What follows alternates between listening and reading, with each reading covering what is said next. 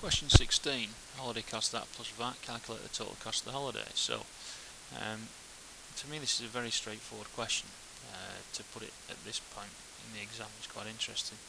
So 10% is £84, so double that to get you 20%, that gives you £168.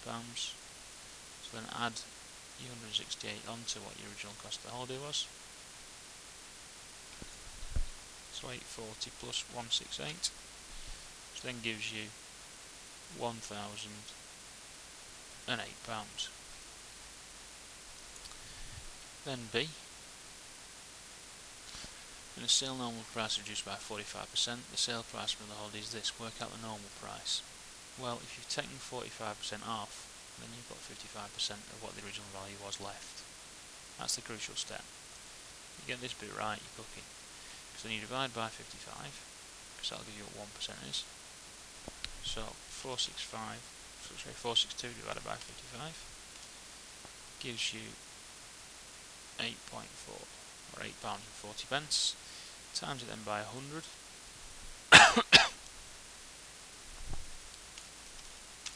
And that will then give you £840.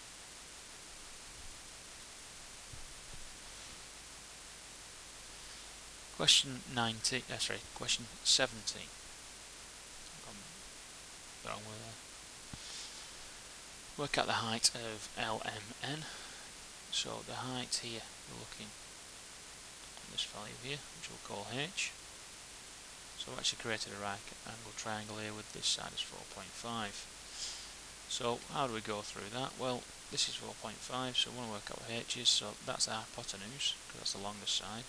So it's 9 squared is equal to H squared plus 4.5 squared. So if I take my 4.5 over this side, it's 9 squared, take off 4.5 squared. So we'll put that in a calculator, 9 squared take 4.5 squared. Which gives you 60.75. Now you look at that and go, that can't be true, because the hypotenuse has got to be the longest side. It's because you've then got to square root it. So you square root that answer, and then that will give you, in almost to 3 significant figures. So it's 7.79, the first 3 non-zero numbers you see, and that's centimetres.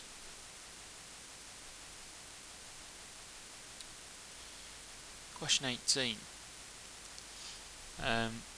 We've got a cylinder as two cylinders made of the same material. Cylinder is mathematically similar. Cylinder area has a mass of 80 grams. Work out the mass of cylinder B. So how are you going to go through and do that one then?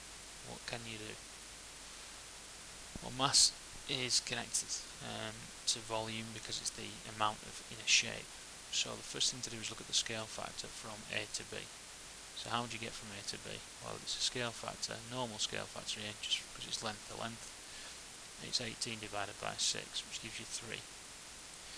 Now, the mass is a three-dimensional.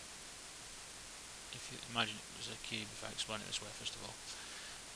So if this side is increased by 3, that side will have increased by 3, and that side will have increased by 3. So the actual volume scale factor will be what your original one was, but cubed, because it's 3 times the effect of what it was before. So it's 27 times bigger. So we then take the mass of A, so the mass of B then, if we take the mass of A like I just said, is 80, and times it by our volume scale factor, so it's 80 times 27, which then gives you 2,160 grams.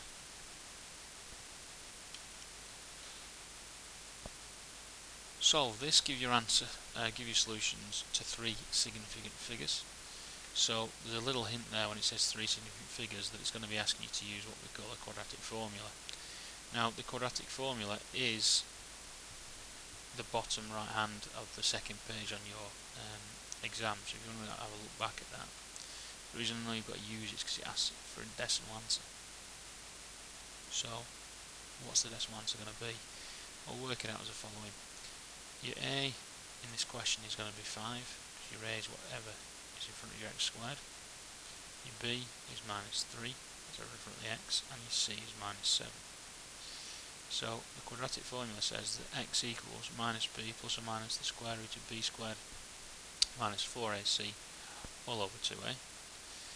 So minus 3 gives you 3, plus or minus the square root of b squared minus 3 squared is 9, minus 4 lots of a, which is 5, and c is minus 7, all over 2 lots of a, so that's 10. So 3 plus or minus the square root of, well, 4 times 5 is 20, 20 times 7 is minus 140, that'll be 149, and that's over 10. So we then sub these two values in with the plus with an added on and a take away. So x then will equal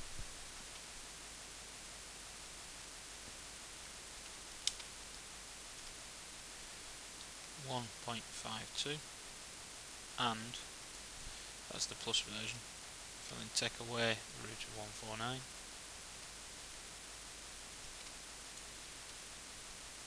we'll get then minus 0.92, and they're the two solutions that you'll be looking for. Now it wants it to 3 significant figures actually, so that should have been 0.921 because 0 isn't significant. Question 20. ABC are points on the circumference of a circle, EDF is a tangent, and we've got AB equals the same as AB. Work out the size of the angle BCD. You must work out, they'll give a reason for each stage you're working. So we're looking to find eventually what that is. So how can we do that? What can we do? Well, we got we've got to draw a right angle up here to give us a tangent, and that won't really help us there. Is there anything else that we can do? Well, what else do you see? Do you spot anything? Well, it's not an easy question at all. You've got to somehow use the 54. Well, the way to do that is if you draw a line going across from B to D, then the alternate segment theorem states that as we've got a line that's created here, this 54 is created by the tangent line and this line here. If you then subtend from that line there across here, then that will also be 54. So step 1 is alt segment theorem implies that ABD is equal to 54 degrees. So because, just to explain that a bit better again, this line here is the line that's involved with the 54. So if I drew two lines shooting off that, that's 54. For the same way that if I could draw maybe two lines coming up here like that, because it's gone from A and D, that'd also be 54. Same again here, that'd also be 54. So it's the fact that AD, this line, anything from that would then be 54 if it touched the other side of the circle. And if that's 54, you've also then got the isosceles triangle. Implies that AD B equals 54. So that in there is 54 degrees. So then by the triangle is 180 degrees. You then get that ADB at all, I'm talking about there. DAB, should put little hats on these. DAB then is 180 minus 54 minus 54,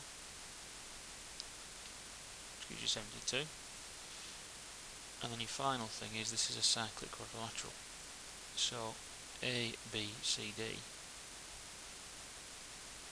is a cyclic quad, which implies opposite angles add to 180. So the opposite angles A and C, so therefore the angle that we're after, which is BCD, is equal to 180 minus 72, because they should add up to 180, which then gives you 180 degrees. Again, a very, very tough question on its own there.